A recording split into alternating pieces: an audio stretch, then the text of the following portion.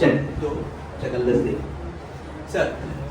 So today's topic is section 30 or that is your time of supply of services. तो sir देखो time of supply का अपना महत्व तो है. हाँ सर बिल्कुल है. क्यों?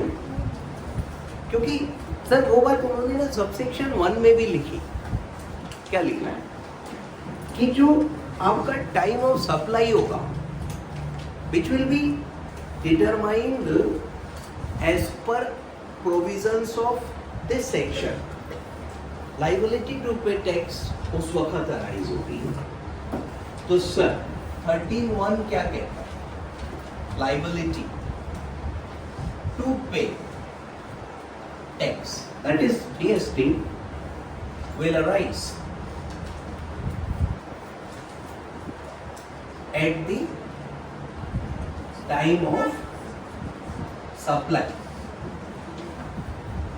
of service. चलो लिख देते हैं determined as per provisions of section 30, this section. So this is the basic thing. क्या कि जो टाइम ऑफ सप्लाई है उस वक्त पे किसी भी व्यक्ति का जीएसटी का लाइबिलिटी अराइज हो रहा है. तो this has importance sir. Accordingly उसको टैक्स पे करना है, अकॉर्डिंगली उसको रिटर्न फाइल करना है, अकॉर्डिंगली उसे रजिस्ट्रेशन भी लेना है. सर टाइम से तो सब कुछ चलेगा ना. तो time of supply is very important. Goods का सेक्शन 12, सर्विस का 13. सबसेक्शन 1 दोनों जगह सेम टू सेम है. वहां पे भी उन्होंने कहा कि टैक्स का जो लाइबिलिटी ऑन गुड्स है will arise as per time of supply of goods determined as per provisions of this section. अभी बोलता है दिस सेक्शन. सर ठीक है ना. नाउ तो 1 is over. It's a general thing. It doesn't have like application जो है ना वैसा क्वेश्चन वाला नहीं बनता, न्यूमेरिकल नहीं. अब आइए सबसेक्शन 2 क्या है? Sir it is time of supply for forward charge. तो देखिए नॉर्मल कोर्स में जो टाइम ऑफ सप्लाई है वो फॉरवर्ड चार्ज के हिसाब से ही लगेगा.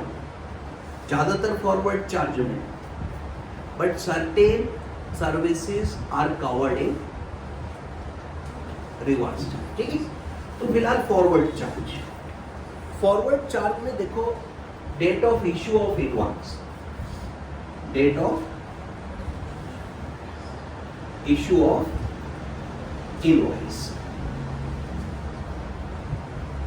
If invoice is issued within time as per section बताओ 31. इनवॉइस का तो वही है 31. राइट. तो जो इनवॉइस है सर गुड्स में कब इशू करना था? मोटा मोटा जो सिद्धांत पड़ा था मूवमेंट के टाइम पर या उससे पहले. ठीक. सर्विस में we have to issue the invoice within 30 days after the date of service. देखो गुड्स का मूवमेंट के टाइम पर है इनवॉइस, मोटा मोटा सेक्शन 31 में. और भी बहुत सारा सिचुएशन है बट जो जनरल प्रिंसिपल है. तो बेसिक सिद्धांत है कि गुड्स का मूवमेंट तब तक नहीं होगा जब तक इनवॉइस नहीं. लेकिन सर्विस का तो मूवमेंट ही नहीं होता. तो सर्विस में मेरे को 30 दिन का टाइम दिया उन्होंने कि you issue the invoice within 30 days. It's a general principle. अभी क्या होता है कि सपोज मैंने किसी का ऑडिट किया, ऑडिट रिपोर्ट इशू किया लेट अस से किसी पर्टिकुलर डेट को, तो ऑडिट रिपोर्ट पे मैंने साइन किया बच्चा, 14th August, मान लो, तो I have to issue the invoice to this client till, कब तक करना है? 30 डेज, 30 दिन के अंदर मैं इनवॉइस इशू कर सकता हूँ. And so 14th August to 30 days add करो, so it will be 13 September. तो by this date I have to issue the invoice. 30 दिन, एक महीना नहीं है, is 30 days, और August is 31 days, तो वो एक दिन पीछे हो गया, बराबर है. Now if I issue the invoice within time, देखो अलग अलग है, और भी सिचुएशन है, वो हम आगे डिस्कस करेंगे कब इशू करना है. लेकिन अगर विद इन टाइम इशू की तो डेट ऑफ इनवॉइस और date of payment, sir date of receipt of payment, ठीक है. ऑब्वियसली बच्चों which ever is earlier. So let me say कि ये चीज due or receipt whichever is earlier. Sir, this is due or receipt whichever is earlier. Sir, invoice को मैं due बोलता हूँ. जिस दिन invoice issue किया उस दिन उस आदमी से मेरा पैसा due हो गया. भैया मेरी ऑडिट फीस के पैसे दे दो, बराबर है ना. और date of payment, date of receipt of payment लिखेगा. तो date of receipt of payment, पैसा दे नहीं रहे, मिल रहा मेरे को, तो date of receipt of payment, ठीक है. तो this is due and this is receipt and whichever is earlier. Payment की डेट कौन सी लोगे बच्चों? तो सर पेमेंट की डेट आपका जिस दिन बुक्स में आपने रिकॉर्ड किया है, और या फिर आपके बैंक में जिस दिन वो पैसा credit rule, whichever is earlier. So that rule is same in the whole GST law. This rule is same.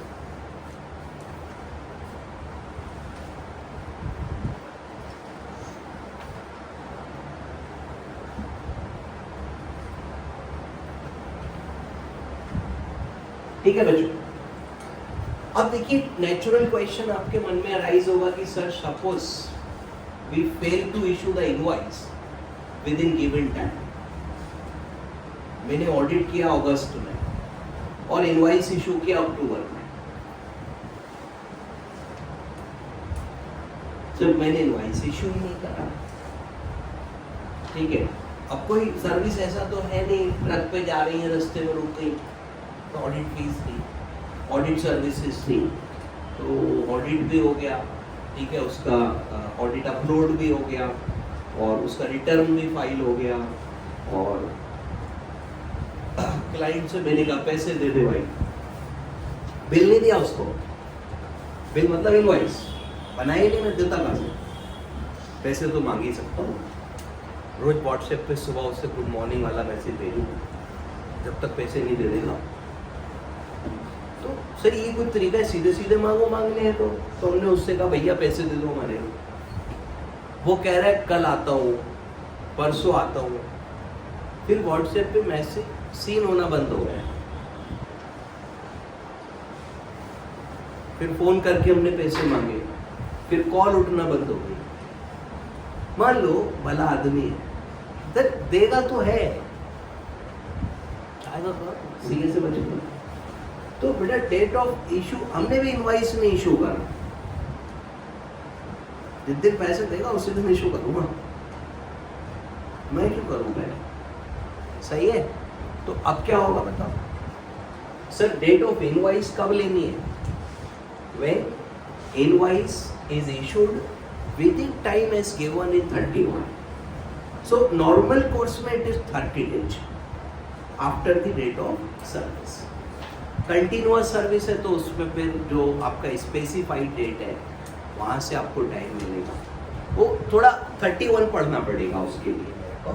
फिलहाल बच्चों, if invoice is not issued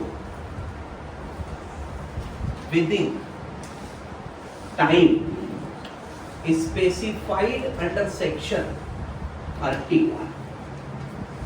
बताओ, तो ये रूल तो नहीं लगेगा क्योंकि उस रूल की कंडीशन ही थी कि इनवॉइस टाइम से इशू हुआ। अब इनवॉइस अगर टाइम से इशू नहीं हुआ बच्चों, तो इनवॉइस की डेट इररेलेवेंट, फिर मत देखना, फिर एक ही जगह बी पॉइंट पर आ जाओगे, and that is date of provision of service और डेट ऑफ पेमेंट।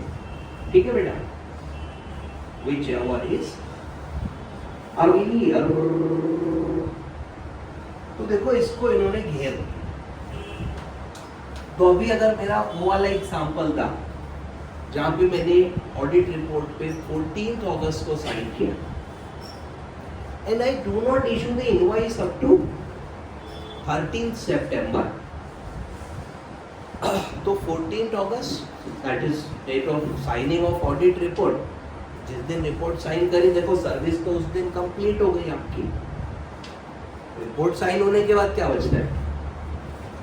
ऑडिट उससे पहले हो रहा था, 2 दिन लगे, 4 दिन लगे, 2 महीने लगे, बट जिस दिन आपने रिपोर्ट साइन कर दिया, that is your audit is complete, it's over, आपका काम खत्म। देन डेट ऑफ सर्विस और डेट ऑफ पेमेंट बेटा विच एवर इज अर्लियर, जो पहले होगा वो लगेगा उसके साथ, बराबर। तो ये सर फॉरवर्ड चार्ज का रूल है। आप देखिए काफी इंटरेस्टिंग है, और this is your section 13 subsection 2। तो आप इसको कहाँ से पढ़ रहे हो बच्चे?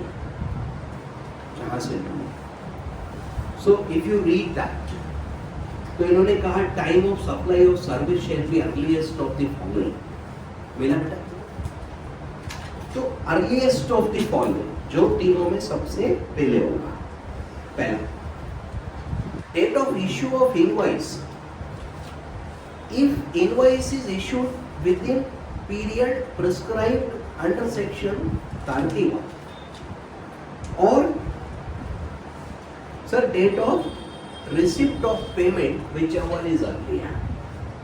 So receipt of payment, so this is your 13 to 8, correct? Sir यही तो लिखा है उन्होंने, भी पढ़ो। Sir date of provision of service, if invoice is not issued within 31, अगर सेक्शन 31 के समय में इनवॉइस नहीं इशू हुआ, तो बेटा वो वाला date of provision of service और date of receipt of payment which ever is earlier, तो फिर ये लगेगा। Sir I hope you got it. नहीं भाई, इनवॉइस की डेट, सर्विस की डेट और पेमेंट की डेट 3 देखनी है, लेकिन विच एवर इज अर्लियर नहीं है। कैसे है? अगर इनवॉइस टाइमली इशू हुआ है तो इनवॉइस या पेमेंट जो अर्लियर है, और अगर इनवॉइस डिलेड इशू हुआ है तो इन दैट केस आपका जो डेट ऑफ सर्विस है और जो डेट ऑफ पेमेंट है विच एवर इज अर्लियर, बराबर। Sir there can be a situation जहाँ पे इन्होंने कहा कि इनवाइस भी नहीं है, जे भी नहीं है, वो भी नहीं है, तो ऐसे केस में जिस दिन आप बुक्स में रिसिप्ट करोगे उस दिन ले लेंगे। So this is clause B. Clause C यहाँ लिख दो sir, where clause A and B are not applicable, मतलब जहां पे हम कर ही नहीं पा रहे, तो क्या होगा sir? Date of service recorded in books will be TOS। TOS मतलब टाइम ऑफ सप्लाई। तो जिस दिन आप बुक्स में रिकॉर्ड करोगे वो डेट ले लेंगे। तो सर फिर बुक्स वाला हो जाएगा, पेमेंट का भी नहीं पता लग रहा है, तो ठीक है जाने दो, कोई बात नहीं।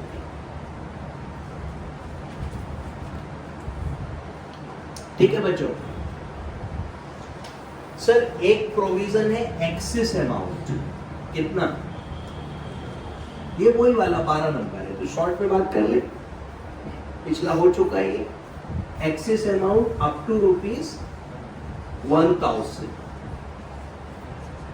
टाइम ऑफ सप्लाई बराबर date of invoice at the option of supply. ठीक है। तो सर कभी कभी ऐसा हो सकता है कि आपको एक्सेस अमाउंट मिल रहा है, ज्यादा पैसे मिल गए, जितना इनवॉइस इशू किया था उससे ज्यादा पैसे मिल गए, तो हो जाता है सर, ठीक है, किसी ने एडवांस दे दिया है लाइक दैट, तो वो जो 1000 रुपए तक का अगर एक्सेस है तो वहां पे फिर डेट ऑफ रिसिप्ट और इनवॉइस और कब इशू, मतलब वो सब छोड़ो, जिस दिन इनवॉइस इशू कर रहे हो हम वो डेट ले लेंगे, हम वो वाली डेट मान लेंगे। ठीक है बच्चों। तो सर करके 2 में देखिए इतना ही है। अब क्या करेंगे, तो अब एक बार बुक से देख लेते हैं, कुछ और इसमें एग्जाम्पल वगैरह होंगे कुछ और। तो टाइम ऑफ सप्लाई और सर ऑफ सर्विसेज, तो मिला बच्चों, नहीं मिला, कैसी बातें कर रहे हो बेटा।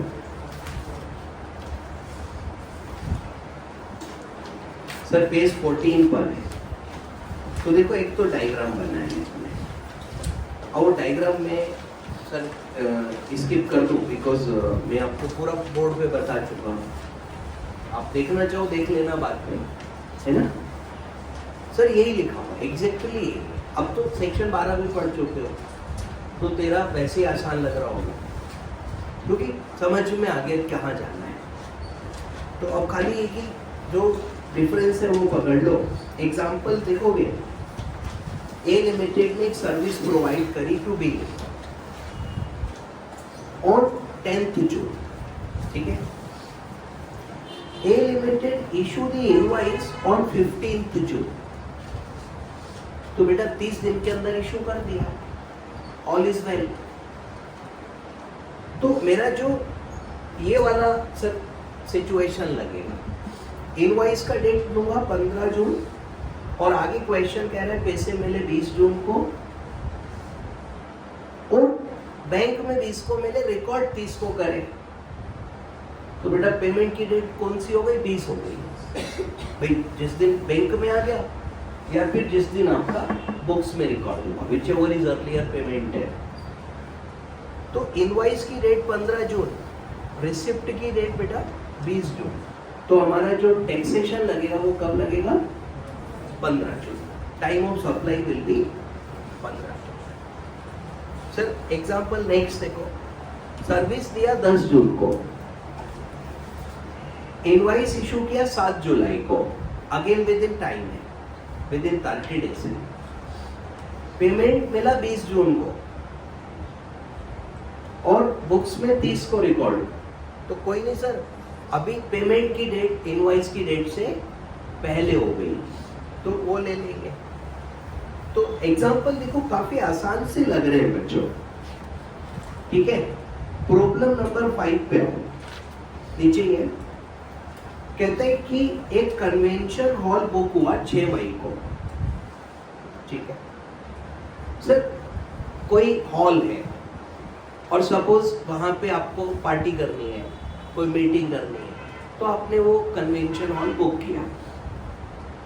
बुकिंग पे तो देखो कुछ नहीं है, काय का टाइम ऑफ सप्लाई, ना सर्विस हुआ ना पैसा दिया, काय कुछ नहीं है, इनवॉइस भी नहीं है। लेकिन आगे उसी पॉइंट पे पलटे हैं तो 3000 एडवांस दिया है, तो बच्चों 3000 का टाइम ऑफ सप्लाई 6 मई हो गया। सर्विस है सर, कन्वेंशन हॉल आप बुक करा रहे हो ये तो सर्विस है, गुड्स थोड़ी बेच रहा हूँ आपको। आपने सर ड्यू और receipt which ever is earlier logic है, और जितना पैसा मिलेगा उतने पे ही तो टैक्स मिलेगा मेरे से। तो 3000 का टाइम ऑफ सप्लाई 6 मई हो गया पक्का। आगे चलो, 15 सितंबर को फंक्शन हो गई, तो भाई ये हो गई डेट ऑफ सर्विस। सर्विस उस दिन दी गई, पकड़ के बैठ जाना इसको। बंदे ने इनवाइस इशू किया 27 अक्टूबर को, भाई विद इन 30 डेज नहीं है, तो अब इधर की जगह इधर वाला रूल लगेगा। तो डेट ऑफ सर्विस कितनी है मेरी? 15 सितंबर। इनवाइस की डेट कितनी है? इग्नोर मान दो, क्योंकि आपने इनवाइस टाइमली इशू नहीं करना। और बच्चों 3 तारीख को 12,000 का पेमेंट हुआ है, 3 नवंबर को। तो date of service is 15 September, while payment is 3 November. क्या बोलते हो sir? 15 September, which ever is earlier. तो अभी मैं माय आंसर वुड बी कि 3000 रुपए का time of supply 6 May receipt. Service के केस में पैसा पहले मिलेगा, पूरा जीएसटी पड़ेगा। तो 3000 का टाइम ऑफ सप्लाई 6 मई और 12,000 का टाइम ऑफ सप्लाई 3 नवंबर है। ठीक है सर, कोई पूछ रहे कुछ? अरे sorry 15 September, sorry my mistake sir, 15 सितंबर ही तो तय हुआ था। ठीक है करेक्ट। तो आप पन्ना पलट के देख सकते हो। और second para, time of supply of service for 3000 is 6 May, and time of supply of service to the extent balance 12,000 is 15th September। लेकिन देखिए आंसर आप जब एग्जाम में करोगे आप पूरा डिस्कस करोगे। Hopefully you would remember section 13(2), तो रेफर करो कि भाई as per section 13 sub section 2 of CGST act. नहीं याद आए तो सेक्शन का जिक्र मत करो। फिर ये भी मत लिखना as per provisions of CGST act, फिर उसको पता लग जाता है इसको सेक्शन याद नहीं आ रहा। अब डायरेक्ट प्रोविजन स्टार्ट करो। क्या प्रोविजन लगाओगे कि इन case of supply of services, if invoice is issued within time of supply is date of invoice or date of receipt of payment, whichever is earlier. In case invoice is not issued within time of supply will be date of provision of service or date of receipt of payment, whichever is earlier. In the given question, 3,000 is received before invoice and before service, so it is taxable on the date of receipt, and remaining 12,000 because the invoice is not issued within time, so it is date of service or payment whichever is earlier, that is 15 September। ऐसे करके answer दे दो। अब आपने जैसे शुरू किया ना answer, आपको सेक्शन याद है तो कैसे करोगे? As per section 13(2) of CGST act, in case invoice is issued within time, ऐसे करना। अगर सेक्शन याद नहीं आ रहा एग्जाम में तो क्या करोगे? एज पर प्रोविजन नहीं लिखोगे ना, सीधे स्टार्ट करोगे प्रोविजन से। इन case invoice is issued within time, अब फिर लिखते हो ना as per provisions of CG। अरे काहे लिख रहे हो? CGST एक्ट तो है ही, उसको पता लग के तुम्हें सेक्शन याद नहीं है। तो समझ गए मेरी बात को? गड़बड़ नहीं करना सर, उस बात की कोई मार्क्स थोड़ी देगा एज पर CGST एक्ट, गंदा लगता है वो। चलो आगे बढ़ो। सो दिस इज 13(2)। बेटा एक एग्जांपल और है, लैंड डेवलपमेंट एग्रीमेंट है, जॉइंट डेवलपमेंट उसी पेज में, और 12 जनवरी को एग्रीमेंट हुआ है। एग्रीमेंट से मुझे कोई लेना देना ही नहीं है, और 3 फ्लैट और 20 फ्लैट है। बच्चों ये मैं आपको बाद में बताऊंगा, क्योंकि इसका इनवाइस इशू करने का तरीका अलग है। वो हम सेक्शन 31 में कवर करेंगे उस बात को। अभी आप 13 नंबर समझो, ठीक है भैया? चलिए, so this part is over. Forward charge, अगला बताओ बेटा। हाँ, तो सर अब अगला है 3-13, मतलब 13-3 सेक्शन 13। सो section 3, time of supply in case of reverse charge. Reverse charge is applicable where? एक तो स्पेसिफाइड सर्विसेज है, वो हम लिस्ट पढ़े थे, और एक है जहां पे अनरजिस्टर्ड पर्सन किसी रजिस्टर्ड पर्सन को बेटा सर्विस प्रोवाइड करना है। सेल नहीं करना, सेल गुड्स नहीं है, ये बहुत ध्यान से। तो आपने सेल सर्विस प्रोवाइड की जगह एग्जाम में कोशिश करो सप्लाई वर्ड यूज करो।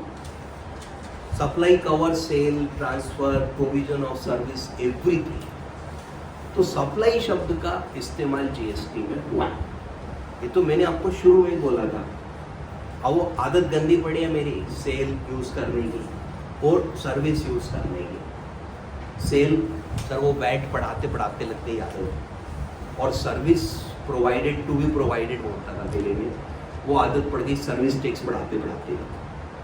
अब जाते जाते टेम लगता है। देखो 6 साल हो गए जीएसटी को।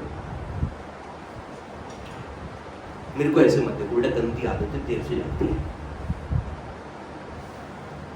आप देखो ना, अगर कोई आलसी था तो वो आज भी आलसी है। वीडियो चल रहा है, मैंने तो मैं आपको बताता, एक आदमी बचपन से गाली दे रहा, तो भाई बुढ़ापे में भी दे रहा वो, मतलब गलत जगह पे भी निकल रहा उसके मुंह से। कोई मेरे ख्याल चलेगा, नाम थोड़ी नहीं है। तो section 13(3) RC, that is your reverse charge. तो अभी सर रिवर्स चार्ज में टाइम ऑफ सप्लाई क्या है, दैट इज द क्वेश्चन। उसका आंसर है 13(3). और उन्होंने कहा कि भाई देखो रिवर्स चार्ज क्या है, कि वो तो हम लोग समझ गए कब लगेगा। तो उसमें उन्होंने कहा कि डेट ऑफ पेमेंट तो लेंगे ही लेंगे हम लोग। सर्विस में डेट ऑफ पेमेंट का बड़ा महत्व है, क्योंकि सर्विस इंटेंजिबल है, पेमेंट टेंजिबल है। सर पेमेंट की ट्रेल भी मिल जाएगी, पकड़ भी आ जाएगा, तो पेमेंट से चलो। और इनवॉइस की डेट से 60th डे का next day, which ever is earlier. तो भैया देखो है तो बहुत आसान। रिवर्स चार्ज में it is your time of supply, that is date of, बेटा रिसिप्ट ऑफ पेमेंट लिखिए। देखो पेमेंट, डेट ऑफ पेमेंट से ऐसे लग रहा है जिस आदमी ने दिया हम उसके व्यू पॉइंट से बात कर रहे हैं ना, हम उसके व्यू पॉइंट से बात कर रहे हैं जिसको मिला, ठीक। लेकिन देखिए फॉरवर्ड चार्ज में तो ये लैंग्वेज सही थी, रिवर्स में क्या होगा? रिवर्स में तो हम पेमेंट करेंगे, तो यहां पे ये वर्ड्स गलत हो गए। सर यहां तो पैसे दूंगा ना मैं, कर दिया कंफ्यूज मैंने आपको। सोचो, I am a service provider, ठीक, मैं सर्विस देता हूँ, थोड़ी देर को मैं वकील बन जाता हूँ, सीनियर लॉयर, ठीक है, अच्छा लगता है। सर सीनियर लॉयर का भी प्रोविजन है, हम पढ़ेंगे आगे। तो अभी मैं हूँ सीनियर लॉयर, ठीक है, मान लिया। अब कोई मेरा क्लाइंट है और वो क्लाइंट बिजनेस एंटिटी नहीं है, ठीक है, तो मेरे पे लगेगा फॉरवर्ड चार्ज। अब पैसे क्लाइंट मेरे को देगा और मैं रिसिप्ट की बात करूंगा फॉरवर्ड चार्ज।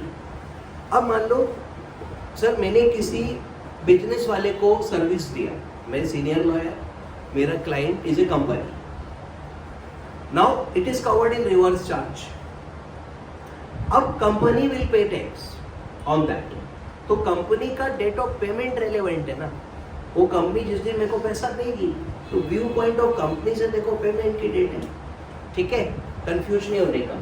तो it is date of payment. और बताओ और बच्चों फिर उन्होंने लिखा the next day after 60 days from date of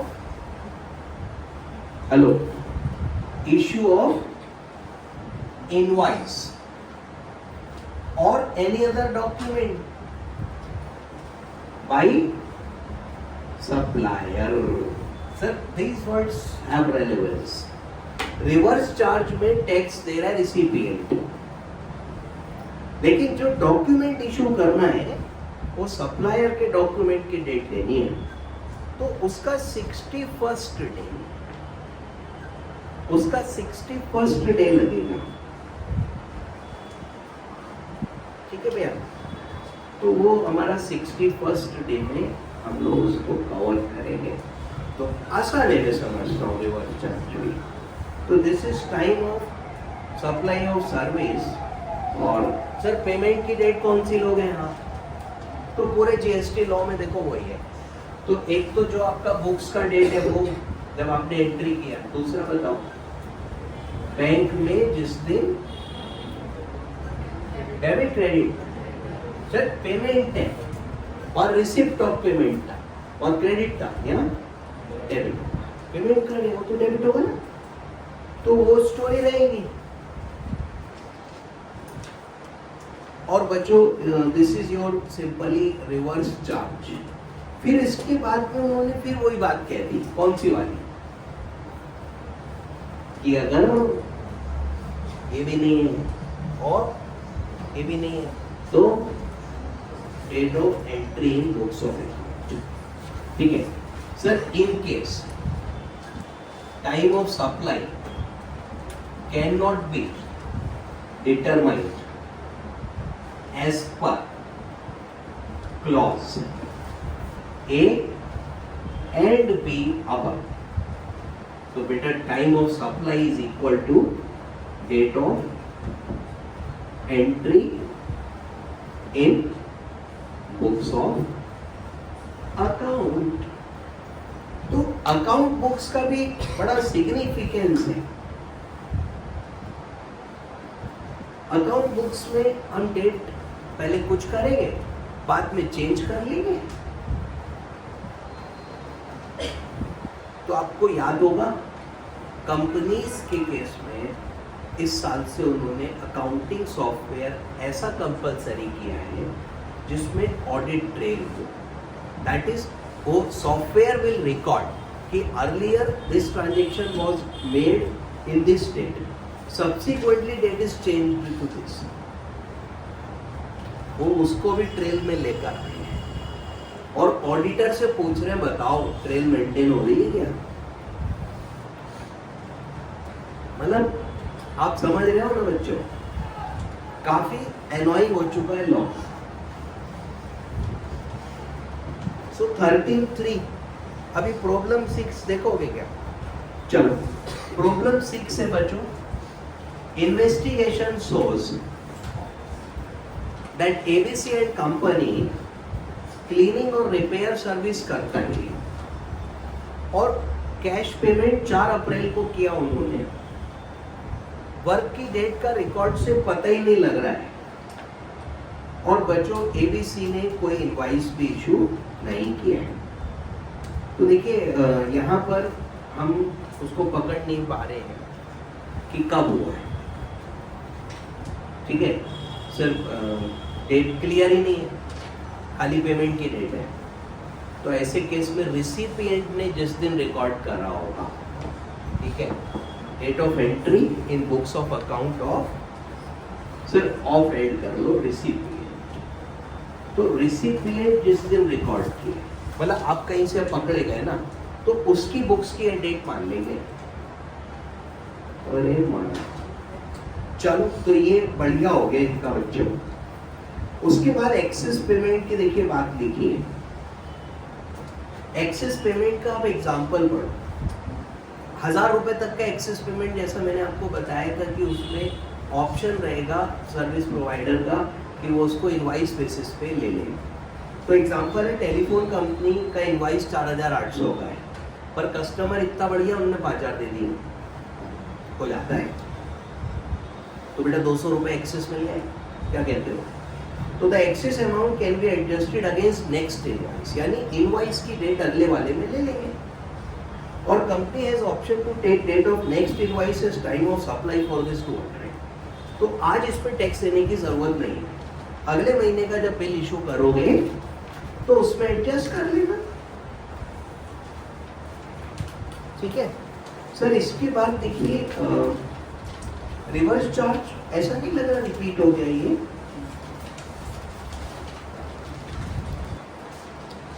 sir reverse charge repeat हुआ, लेकिन एक पॉइंट और है उसमें, import of service between associated enterprise.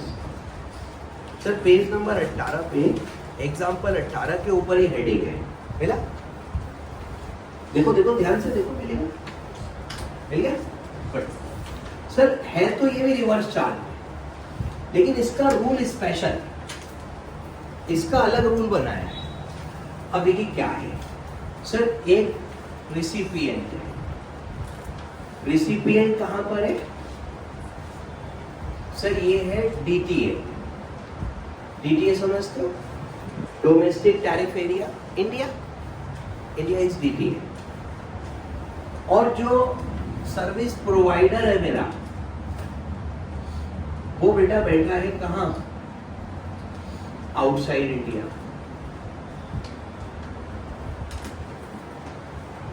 ठीक, now I will call this import of service. मैं भी भारत में हूं, तो मेरे लिए this is import of service. बोलो हाँ तो है ही। अब इस इंपोर्ट ऑफ सर्विस में क्या बोलते हो बच्चों? अगर ये सर आरसीएम लगेगा पहले, import of service is always covered in RCM, क्योंकि उससे तो टैक्स ले नहीं पाओगे, इसी से ले लो। So this is always covered in RCM. RCM के जो रूल अभी थे वही लगेंगे सर। डेट ऑफ पेमेंट या 61 days from the date of invoice, right. और अगर ऐसे नहीं निकलेगा तो जो रिसिपिएंट बना वो भी छोड़ो उसको। अब इधर सर ये क्या है कि जो हमारा रिवर्स चार्ज है उसकी बात हम कर रहे हैं। ये सर्विस प्रोवाइडर एसोसिएटेड एंटरप्राइज है, holding, subsidiary, joint venture, branch, ऐसा कुछ है। ओके, तो अभी रूल क्या है देखो, तो they have change the rule. In case service received from associated enterprise located outside time of supply will be date of payment or date of entry in the books of account of recipient whichever is earlier। तो बेटा इस case में date of payment चलेगा। और बताओ sir, date of entry in books of recipient और जो earlier होगा, यानी यहां पे इन्होंने इनवॉइस को इग्नोर मार दिया। अदरवाइज आरसीएम में पेमेंट या 61 डेज फ्रॉम इनवॉइस था, बट इधर इन्होंने इनवॉइस को इग्नोर मार दिया। कह रहे हैं एंट्री की डेट ले लेंगे भाई तेरी, और या फिर जिस दिन पेमेंट हुआ है वो पहले होगा वो डेट लेनी जाएगी। ओके सर, अभी इस पे एक दो एग्जाम्पल और प्रॉब्लम है बच्चों, कर लोगे ये बताओ? नहीं, जैसा आप बोलो। गलत सवाल पूछो, नहीं बोलोगे? कर लेंगे, चलो ठीक है। तो आगे बढ़े बच्चों, फिर वही बात देखो, डायग्राम बना दी। इसके बाद सेक्शन 13(4), 13(5), 13(6), तो आई थिंक नोट्स की जरूरत शायद नहीं है। बिल्कुल 12(4), 12(5), 12(6) जैसे 13(4) इज जस्ट लाइक 12(4). क्या था? वाउचर। वाउचर में क्या था?